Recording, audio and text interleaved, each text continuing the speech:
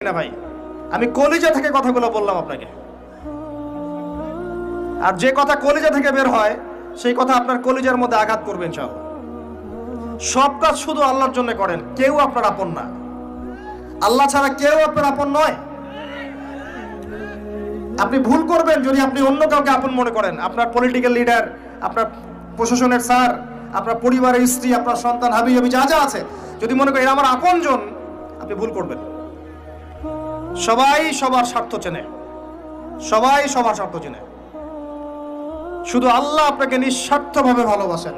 আল্লাহ পাক স্বার্থ চান না। সারাটা জীবন পাপ করে থাকলেও একটা বার দাঁড়িয়ে খালি বলেন আল্লাহ আস্তাগফিরুল্লাহ ওয়া আতুবু ইলাইহি।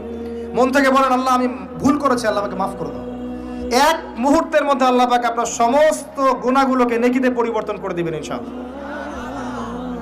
আল্লাহ ছাড়া কেউ নাই আপন। আল্লাহর জন্য খালেস করে ফেলেন নিজেকে।